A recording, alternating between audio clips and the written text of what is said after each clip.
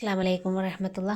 അപ്പോൾ നമ്മൾ ഇന്ന് വന്നിരിക്കുന്നത് സമസ്തേൻ്റെ കീഴിലുള്ള തദ്രീബ് തിലാവ അല്ലേ, മദ്രസ 3-ാം ക്ലാസ്സിലെ പുതിയൊരു ബുക്കാണ് അല്ലേ. ഈ ഒരു വർഷം ഇറങ്ങിയ പുതിയൊരു ബുക്കാണ് തദ്രീബ് തിലാവ. ഇതിൻ്റെ ഈ ഒരു ബുക്കിൻ്റെ മെയിൻ ലക്ഷ്യം എന്ന് പറഞ്ഞിട്ടുണ്ടെങ്കിൽ നമ്മൾ മക്കൾ ഖുർആൻ ഓതുന്ന സമയത്ത് നല്ല വൃത്തിയിൽ തജ്വീദ് നിയമങ്ങളോട് കൂടി തന്നെ ഖുർആൻ ഓതിയിട്ട് പഠിക്കണം അല്ലേ. നമ്മൾ ചെറുപ്പം മുതലാണ് നമ്മൾ ഖുർആനിൻ്റെ ഓരോ നിയമങ്ങളും അനുസരിച്ചിട്ട് ഖുർആൻ ഓതി പഠിച്ചാൽ മാത്രമേ നമുക്ക് വലിപ്പത്തിലും ഇതേ രീതിയിൽ തന്നെ തുടരാൻ വേണ്ടിയിട്ട് കഴിയുള്ളൂ. അപ്പോൾ അതിന് വേണ്ടിയിട്ടാണ് നമുക്ക് തദ്രീബ് തിലാവ എന്ന് പറഞ്ഞൊരു ബുക്ക് നമുക്ക് പുതിയതായിട്ട് ഇറക്കിക്കുന്നത് അല്ലേ. അപ്പോൾ ആ ഒരു ബുക്കിൻ്റെ ഫസ്റ്റ് ചാപ്റ്ററാണ് കേട്ടോ ഞാൻ നിങ്ങളെ പരിചയപ്പെടുത്താൻ പോകുന്നത്. ഇതിൽ നമുക്ക് ഈ ഒരു പേജിൽ നമുക്ക് ഒന്നാമത്തെ ചാപ്റ്ററിൽ വരുന്ന കാര്യം എന്ന് പറഞ്ഞിട്ടുണ്ടെങ്കിൽ നമ്മൾ ഈ ഒരു മാസത്തിൽ നമുക്ക് 18 പീരിയഡുകളിലായിട്ടാണ് നമ്മൾ എന്തെടുക്കേണ്ടത്, ഈ ഒരു ഖുർആൻ ഭാഗം എടുക്കേണ്ടത് അല്ലേ. അപ്പോൾ ഈ ഒരു മാസത്തിൽ ഫസ്റ്റ് മാസത്തിൽ നമുക്ക് വരുന്നത് ഖുർആൻ നോക്കി ഓതാൻ വേണ്ടിയിട്ട് വരുന്നത് സൂറത്തുൽ മുൽക്ക് മുതൽ സൂറത്ത് നൂഹ് സൂറത്ത് വരെയാണ് നമുക്കിതിൽ നോക്കി ഓതാൻ വേണ്ടിയിട്ട് വരുന്നത്.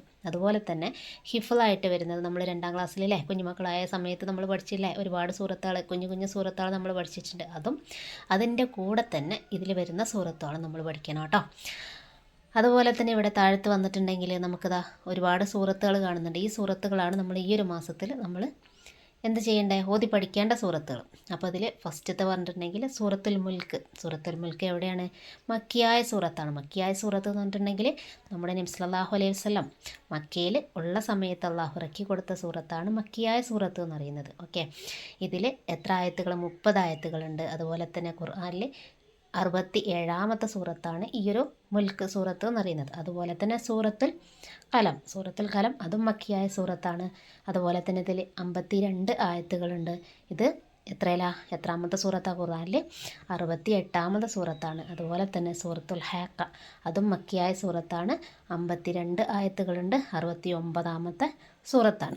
അതുപോലെ തന്നെ സൂറത്തുൽ മാരിജ് അതും മക്കിയായ സൂറത്താണ്, 44 ആയത്തുണ്ട്. അതുപോലെ തന്നെ ഖുർആനിൽ 70-ാമത്തെ സൂറത്താണ്. ഓക്കെ, അതുപോലെ തന്നെ സൂറത്തുൽ നൂഹ് ഇതും മക്കിയായ സൂറത്താണ്, 68 ആയത്തുകളുണ്ട്. അതുപോലെ തന്നെ 71-ാമത്തെ സൂറത്താണ് ഇത്.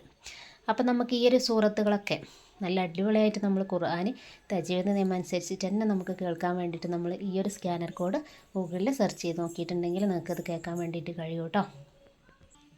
അതുപോലെ തന്നെ നമുക്കിതിൽ വരുന്നത് മെയിനായിട്ട് വരുന്നത് ഹുറൂഫ് ഷഫത്തൈനി എന്ന് പറഞ്ഞാൽ 2 ചുണ്ടുകളുടെ ഇടയിൽ നിന്ന് വരുന്ന അക്ഷരങ്ങളാണ് കേട്ടോ. 2 ചുണ്ടുകളുടെ ഇടയിൽ നിന്ന് വരുന്ന അക്ഷരങ്ങൾ ഏതൊക്കെയാണ്, വാവ്, ഫാ, മീമ്, ബാ.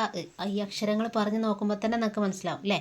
വാവ് 2 ചുണ്ടിൻ്റെ ഇടയിലാണ് ഈ ഒരു അക്ഷരം വരുന്നത്. അതുപോലെ തന്നെ ഫ അതും 2 ചുണ്ടിൻ്റെ ഇടയിൽ കൂടിയാണ് വരുന്നത്. അതുപോലെ തന്നെ മീമ് അതും 2 ചുണ്ടിൻ്റെ ഇടയിൽ കൂടിയാണ് വരുന്നത്. ബാ. ഓക്കെ, ഇതൊക്കെ നിങ്ങൾക്ക് എന്താണ്, ഹുറൂഫ് ഷഫത്തൈനി 2 ചുണ്ടുകളുടെ ഇടയിൽ നിന്ന് വരുന്ന അക്ഷരങ്ങൾ ഏതാണെന്ന് ചോദിച്ചിട്ടുണ്ടെങ്കിൽ നിങ്ങൾക്ക് പറയാനറിയണം, വാവ്, ഫ, മീമ്, ബാ. ഓക്കെ, അതുപോലെ തന്നെ ഇവിടെ താഴത്തേക്ക് വർക്ക് വന്നിട്ടുണ്ടെങ്കിൽ വാവ്, ഫ, മീമ്, ബാ എന്നീ അക്ഷരങ്ങൾ വരുന്ന 2 പദങ്ങൾ വീതം പാഠഭാഗത്ത് നിന്ന് കണ്ട് പിടിക്കാം, എഴുതി പരിശീലിക്കാം. നിങ്ങൾക്കിപ്പോൾ മദ്രസയിൽ ഉസ്താദ് ഓരോ സൂറത്തുകൾ എടുക്കുന്നുണ്ട് അല്ലേ, അതിൽ നിന്ന് നിങ്ങൾക്ക് എന്ത് ചെയ്യുക, ഈ ഒരു വാവ്, ഫ, ബ, മീമ് ഈ അക്ഷരങ്ങൾ ഹുറൂഫ് ഷഫത്തൈനി വരുന്ന അക്ഷരങ്ങൾ 2 പദങ്ങൾ വീതം കണ്ടുപിടിച്ചിട്ട് നിങ്ങൾ എന്താക്കുക, അതിൻ്റെ താഴത്തേക്ക് എഴുതി കൊടുക്കുകയാണ് കേട്ടോ വേണ്ടത്. ഓക്കെ, അതുപോലെ തന്നെ ഇവിടെ വന്നിട്ടുണ്ടെങ്കിൽ നമുക്ക് നല്ല അടിപൊളിയായിട്ട് ഖുർആൻ അറബി അക്ഷരങ്ങളും വാക്കുകളും എഴുതാൻ വേണ്ടിയിട്ട് നിങ്ങൾക്ക് എന്ത് ചെയ്യുക, ഈ ഒരു കോപ്പിയിൽ ഇവിടെ എഴുതി അതേ രീതിയിൽ തന്നെ നിങ്ങൾക്ക് ഈ ഒരു കോപ്പിയിൽ എഴുതാം. ഓക്കെ, അപ്പോൾ നിങ്ങളെന്താവും കൈയക്ഷരമൊക്കെ നല്ല ഹാൻഡ് റൈറ്റിംഗ് ഒക്കെ നല്ല അടിപൊളിയായിട്ട് എഴുതാൻ വേണ്ടിയിട്ട് നിങ്ങൾക്ക് കഴിയും. അപ്പോൾ അതും കൂടി ശ്രദ്ധിക്കാം. പിന്നെ അതുപോലെ തന്നെ നമുക്ക് ശീലിക്കാം, ഗ്രഹിക്കാം.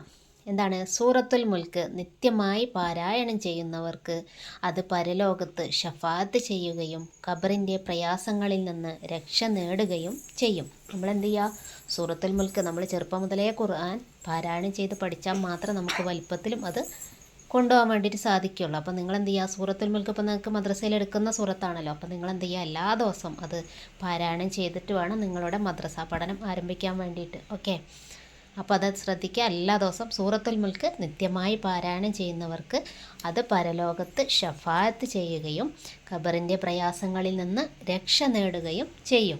ഓക്കെ, അതുപോലെ ഇതിലൊരു ദുആ വന്നിട്ടുണ്ട്, റബ്ബി സിദ്നി ഇൽമ. ഇതെന്താ, നമ്മളെ എന്താണ് ഇൽമ് നമുക്ക് വർദ്ധിക്കണം അല്ലേ. അതിന് വേണ്ടിയിട്ട് നിങ്ങൾ എന്ത് ചെയ്യുക, ഈ ഒരു ദുആ നിത്യമായിട്ട് പറയാം കേട്ടോ. റബ്ബി സുദിനി ഇൽമ. ഓക്കെ.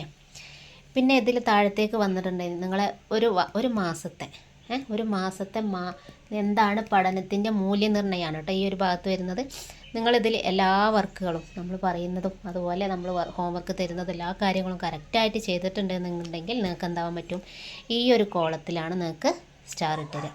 നിങ്ങളെ പെർഫോമൻസ് പഠന നിലവാരം എത്രത്തോളം ഉണ്ടോ അതിനനുസരിച്ചിട്ടായിരിക്കും കേട്ടോ ഇവിടെയൊക്കെ വരിക.